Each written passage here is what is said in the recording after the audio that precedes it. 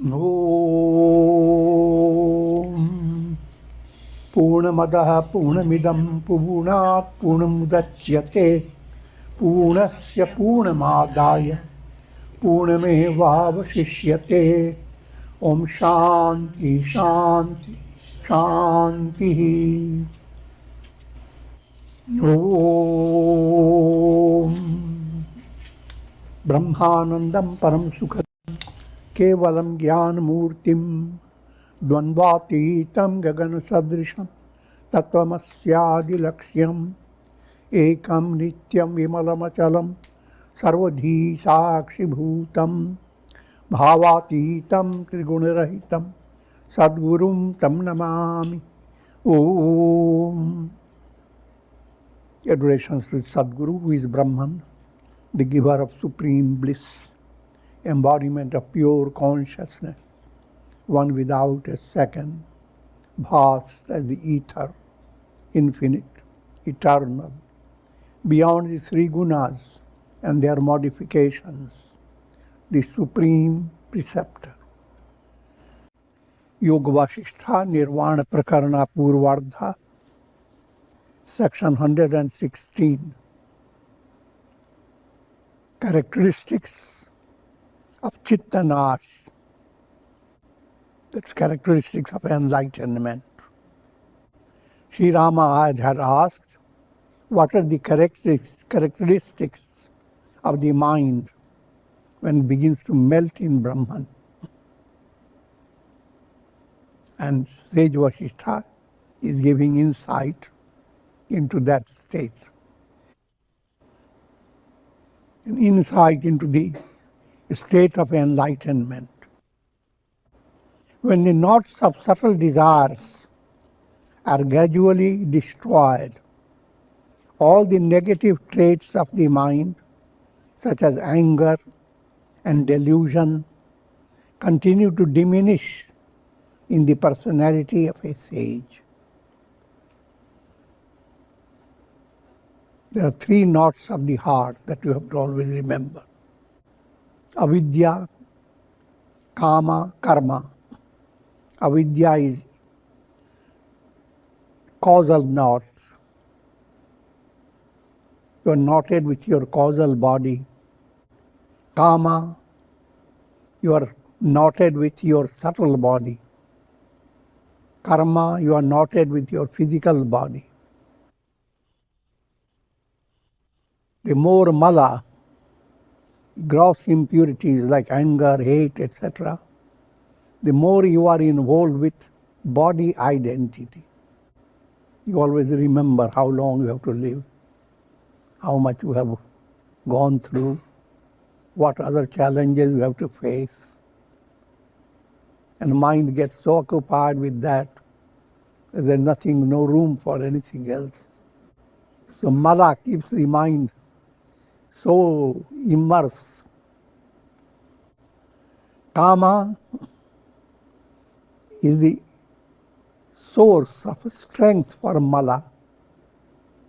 Subtle desires, impure vasanas, as long as they are there, even though you control your mala, they will come back.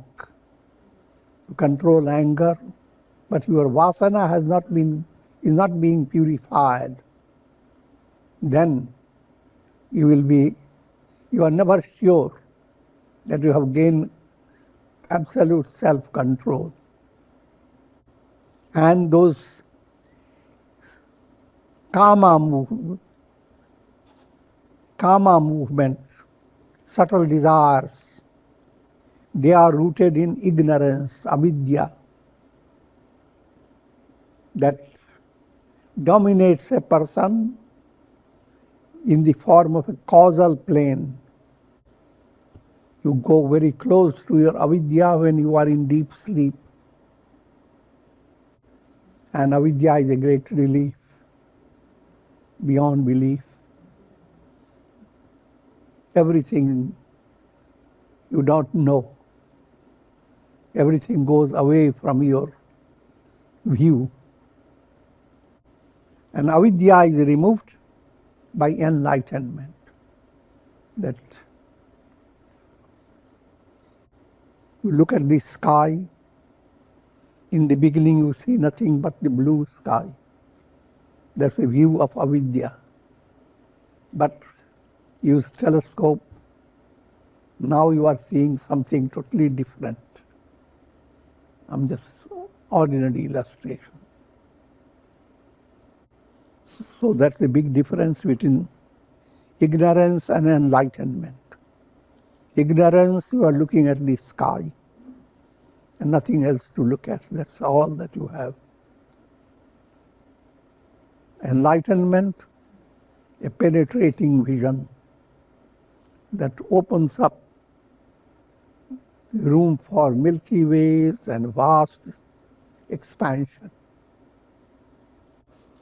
So when the knots of subtle desires are gradually destroyed, all the negative traits of the mind, such as anger and delusion, continue to diminish in the personality of a sage. Desire becomes exhausted. Greed runs away. No one knows where.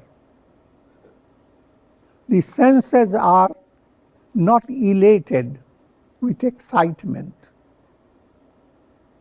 There is no sense of regret due to any development. All these are subtle ideals that you must work for attaining enlightenment. And what are the ideals? Your heart should not be constantly pressured by desire for objects of the world. These desires, when they become intense, they are called trishna, craving. Craving is a kind of a thirst that the more you try to quench it, it's like you're quenching your thirst with salty water.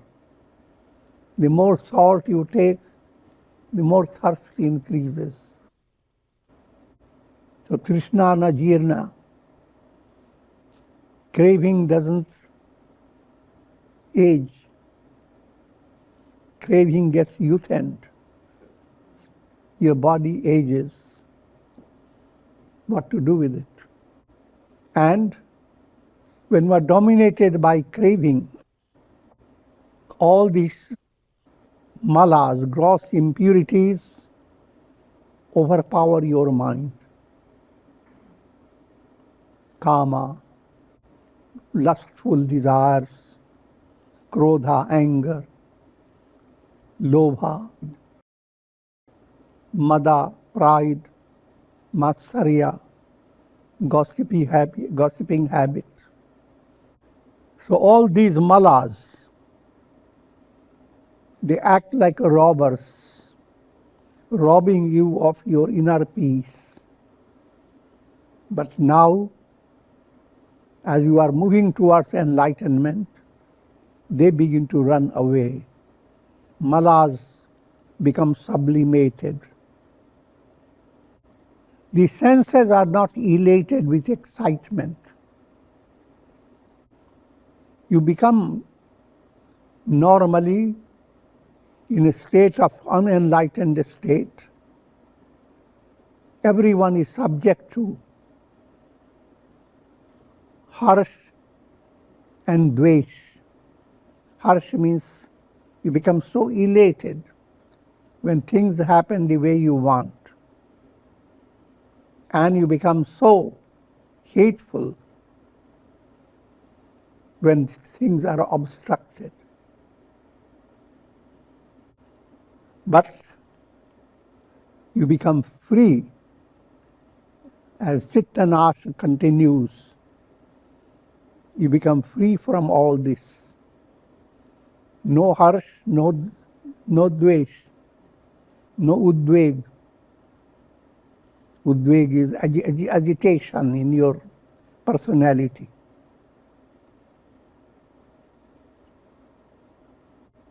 And then what type of mind do you possess is highlighted by serenity. Misery does not multiply. Malas continue to draw a future full of misery. If you want your future to be bright, malas should not dominate your mind. That's the big secret for having a real bright future. A future of constant spiritual success leading to enlightenment. That's a real bright future. Bright future is to be successful in the practice of integral yoga and to continue to ascend the steps of wisdom. If you continue, your future is bright. Just to understand the point that if you are practicing sustained sadhana, you may not know how are you progressing, because major progress comes through your subconscious. But there is an internal sense of freedom, and that freedom gives you a kind of peace that you cannot find anywhere in the world.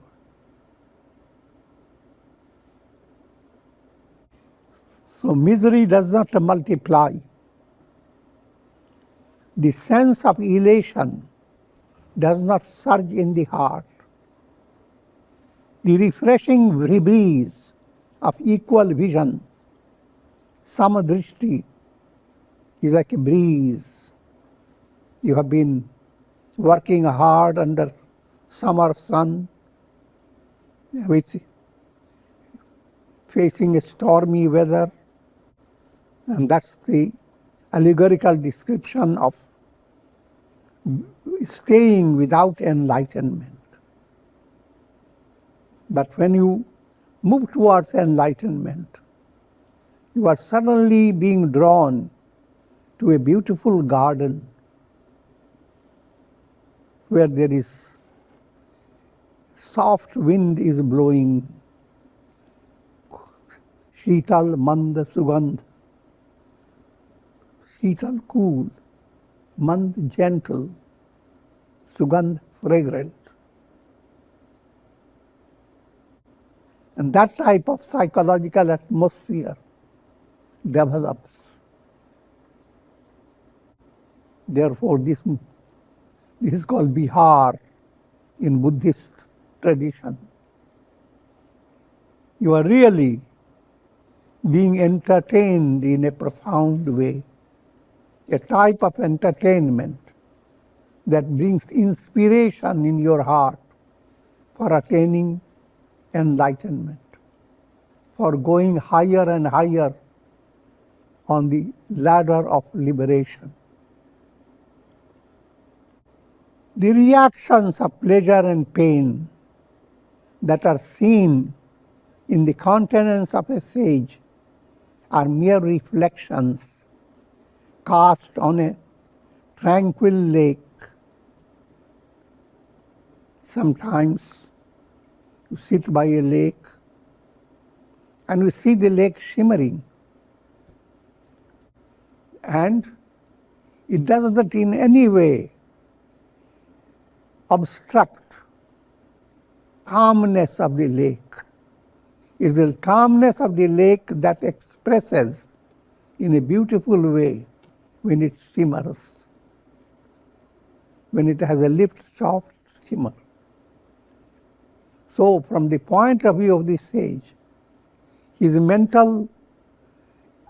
apparent mental distress as well as mental fulfillment, relaxed state of mind or agitated state of mind, that I have already explained, led by prarabdha Your karma can be all types. Swecha, things that are agreeable. Parecha, others around you lead you to do certain things. And anicca, things that come opposed.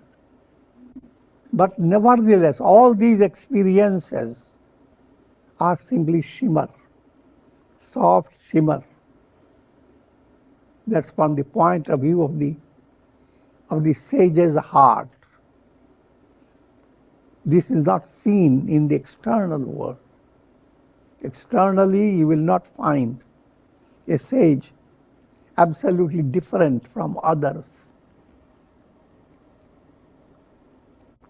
But if you have spiritual sensitivity, then you will be drawn to the inspiring example of sage's life. So, the reactions of pleasure and pain, they do not color the mind of a sage,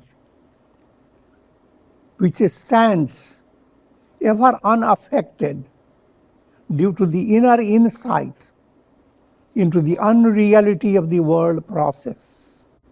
When the chitta dissolves, a sage is adored even by the gods. Why should gods adore sage? Where gods are being referred to those souls who have been led to Swarga, heavenly world, because of their righteous deeds. Righteous deeds done sakamya, with expectation of a heavenly pleasure. So they have intense pleasure, but not termination of cycle of birth and death. And for the spiritually sensitive mind, not having liberation is a dull-wit development. Even though you are having a condition of immense pleasure, eat, drink, be merry, go on enjoying it intensely, without limit. The enjoyment is limited in your embodied life because your nervous system always restricts. How much happiness can you have? Beyond a certain limit of happiness, you will become unconscious. Similarly, sorrowful news. But after death, you are not limited by your subtle body, blended with causal body, is not limited by the nervous system. So therefore, if you are backed up by good karma, you enjoy intense pleasure, no limit, as well as you suffer from intense hellish pain. Swarga and Naraka, they are celestial, subtle experiences. And so those gods, and they are called gods when you have that heavenly experience of intense celestial pleasure. In those gods, when there comes spiritual sensitivity, they become exceedingly jealous of those who are treading the path of liberation. The path of liberation, the leading you to infinite bliss, compared to experiencing apparent bliss.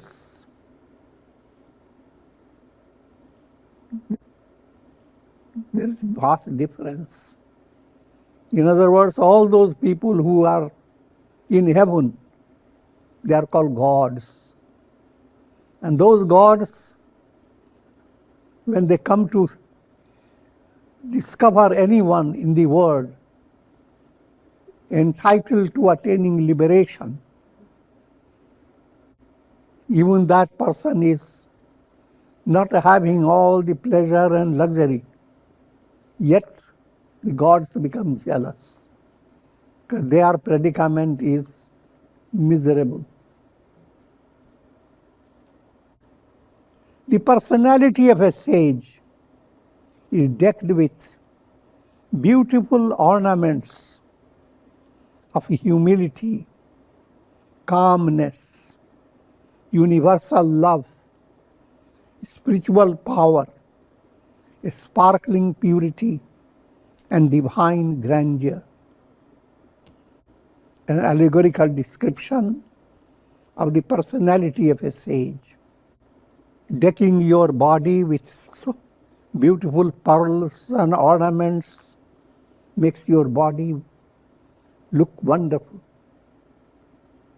But that state of beauty is transient, apparent, illusory. The real beauty is when your subtle personality is decked with ornaments of virtues. The virtues are described as mystic ornaments. And what are those ornaments? Humility, calmness, universal love. Universal love means sarvabhuti hite rata, a heart that sends out prayer. May all be led to spiritual enlightenment. Sarve bhavantu sukhina. May all be happy. Sarve santu niramaya.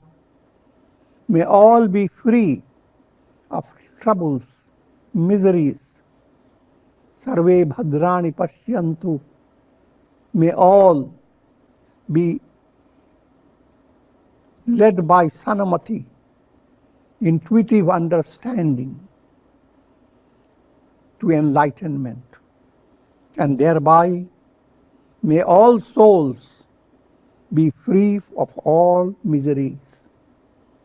All souls, I have explained to you before, they are like reflected suns. All reflected suns, they are in reality the sun. Though encountering diverse conditions of prosperity and adversity, a sage is beyond pleasure and pain. Externally, it will appear that sage is affected by pleasure and pain, but that appearance is a soft shimmer in the lake of the mind. For the sage, all the miseries of life terminate in his consciousness. Here again you are being given a subtle point that you move away from bhav pratyaya to pratyaya bhav. All your experiences are reflections in consciousness. Instead of going after reflections, discover you are the consciousness, not reflected consciousness. Reflections are transient and illusory. Pure consciousness is the reality. Prajnanam Brahma. And that reality you are. In other words, if you are dreaming, no matter how diverse situations you may face in your dream, wonderful prosperity, great attainments, great thrill, how much you may face, but all that is illusory. So ultimately your dream must be moved away completely. The process is progressive. Those who do not endeavor to attain this state of enlightenment are indeed despicable human beings. The scolding of a sage. Don't stay a despicable human being without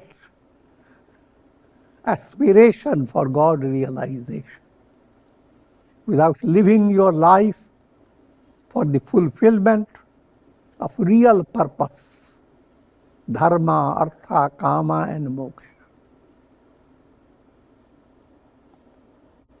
The world process is like an ocean of miseries.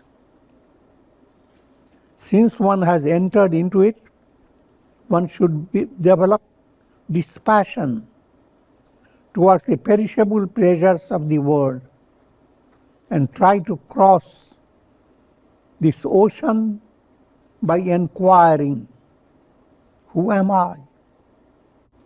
Two movements are important: affirmation and inquiry. Affirmation is kind of visualization. Create in your mind as if you are seeing the goal from a distance. And that is done by affirmation. Each time you meditate, bring to your mind great statements of the scriptures. You are neither the body nor the mind. I am not the body, not the mind, not the intellect. Nothing exists. I am Satchidananda, existence, knowledge, bliss, absolute. I am not an angry person. I am full of forgiveness. My face it shines with the divine beauty of Buddha, Krishna, Rama. If you do like this, the scriptures encourage you to do it. From ordinary point of view, this is the biggest lie. The one type of gross lie is negated by another type of lie. But again, it is not real lie. It is a positive. It is the real truth, not the lie. Because that is what you are essentially, even though you don't know it. You are in dream, in a miserable state.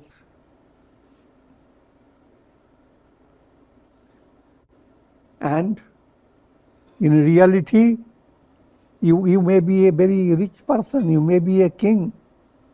In your dream, you may be just a beggar. So, as a beggar, in your dream, a great friend comes and starts telling you, assert in your mind, you are a king, you are not this miserable wretch. So in dream it will appear a lie, but in reality it is not. So that type of affirmation begins to awaken you, and it enhances your vichar.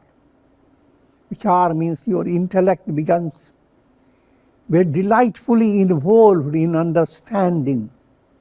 How is it? Who am I? Instead of just going after how to find wealth, how to secure friendship, or how to remove your enemies, instead of allowing all that to happen, your inquiring mind goes after, who am I? And is led by the affirmation, I am Satchidananda. am existence, consciousness, bliss absolute. You are led to that revelation by Mahavakyas, great utterances. The personality of a sage is decked with ornaments of humility, calmness, universal love, and so forth. Though encountering diverse conditions of prosperity and adversity, a sage is beyond pleasure and pain. All the miseries of life terminate in his consciousness. Those who do not endeavor to attain this state, they are despicable human beings. This world process is like an ocean of miseries. If one's chitta melts in the fire of wisdom, then one crosses the ocean of the world process and experiences the infinite bliss of the self. Next section, Prajapati Manu instructs Ikshvaku. The Gita also has mentioned Manu Ikshvakar Ver Vadet. Manu taught the divine teachings to Ikshvaku. All that is an allegorical storyline. In other words, the entire creation is sustained by the divine law. The divine law that truth triumphs over falsehood. Light conquers darkness. Asato ma sadgamaya, tamso ma jyotirgamaya, mrityor ma amritam gamaya. Death is conquered by immortality. While ruling his kingdom with righteousness, the king one day entered a secluded place and inquired within himself. He reflected upon the nature of old age, death, pain, pleasure, and the numerous fleeting experiences of life. He wanted to know the cause of this world process. Unable to find answers to his inquiries, he went to see his father, Prajapati Manu, in the heavenly world. He approached his father with humility and asked, "O compassionate father, I want to understand the true nature of this world process. How vast is this world? When and how was this world created? How can I attain freedom from the widespread net of the world process and soar in the absolute expansion of the self?" Sage Manu replied, "You have asked a wonderful question. This question of yours is the eradicator of the seed of the world process. You are being given insight into the practice of inquiry, which are: first, be aware of the practical reality and allow your mind to understand that in this world of practical reality, you will never have absolute perfection. No matter how much you gain, ultimately you pass on, leaving everything behind. How long can you go on moving and attaining things and losing them? How big is this world process? How long this world process will continue? Instead of going on to explore your dream, how big it is, When it came, when will it end? Start going after. Who am I? Am I really the dream subject? Am I really the dream involved in the dream world which is not real? So all these three experiences in your dream, you're being subject, experiencing the world of your dream, and experiencing your interactions that cause pleasure and pain. All these are illusory. This insight that the dream is illusory, all your experiences are like mirage, that insight must grow as a result of your inquiry. Who am I? What is the truth? The visible world is, in fact, an illusory appearance, like a mirage. The self is the reality behind this apparent world. The world is reflected in the self due to illusion. Though the self sustains the appearance of the world process, yet it is unaffected by the world of multiplicity, such as a lake is unaffected by the reflections that appear in it. Simple illustration, but vivid. You go and sit by the lake, and if you are involved with reflections, and one type of reflection has pleased your mind, and then suddenly clouds come in the sky, and you're enjoying the reflected vision, moves away from your mind. Now agree what happened. But all the time you're looking at the lake.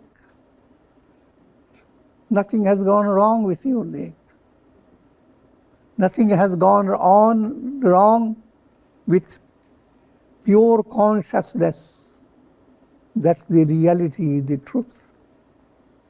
You are always aware of pleasure. You are aware of pain. You are aware of all transient things. Behind all the variable experiences, consciousness is invariable. That pure consciousness is the I am. Aham Brahmasmi. Bondage and release are facts for the conditioned mind. But in the state of enlightenment, there is no bondage, so there is no need for release. Therefore, O King, attain freedom from the illusion of the world process and become fearless. Section 118. Methods for attaining self-realization. Prajapati continued, Manu, like waves arising in the ocean, the world process arises in Brahman. The mind overcome by ignorance continues to be colored by diverse impressions, samskaras. The self, conditioned by the limited mind, assumes the role of an incarnating soul that travels through the illusory world process, seeking its liberation from the wheel of birth and death. In fact, the experiences of pleasure and pain exist only in the mind. That's easily understood. All the pleasure and pain that we experience in deep sleep, where do they go? If they are real, they will not go away. but they are unreal. The moment you shed your ego in deep sleep, that's the difference. Your mind is not dominated by ego. Ego moves away from your mind. And mind comes very close to enlightenment. But sleep experience is a negative state of enlightenment. The enlightened states of experiencing samadhi is like +4. Experiencing sleep is -4. 4 is the same. The self is ever free from the modifications of the mind.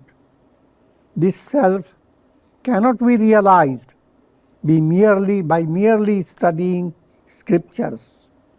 It can be realized only by the intuitive intellect. And intuitive intellect is gained by your practice of integral yoga in daily life. The intuitive intellect, you become free of egoism and attachment. You become free of ahamta and mamata. Ahamta, sense of ego. This is me. Mamata, this is mine. You become free from these illusions.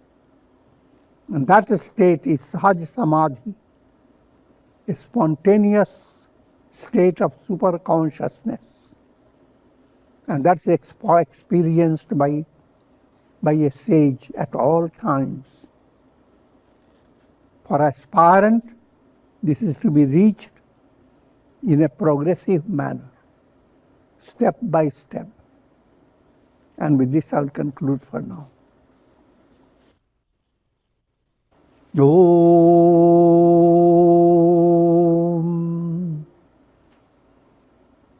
Ram Ram Ram Ram Ram Ram Om Namah Shivaya Om Namah Shivaya Om Namah Shivaya Om.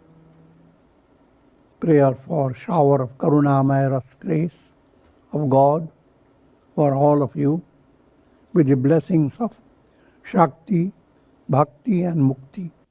Om Trayambakam Yajamahe Sugandhim Pushti Vardhanam Urvarukum Bandhanan Mrityor Mukshiyama Mritat. Om Sarve Bhavantu Sukhina Sarve Santu Niramaya Sarve Bhadrani Pashyantu Ma Kaschid Dukha Bhag Bhavet. Om Shanti Shanti Shanti. Hari Om Tat.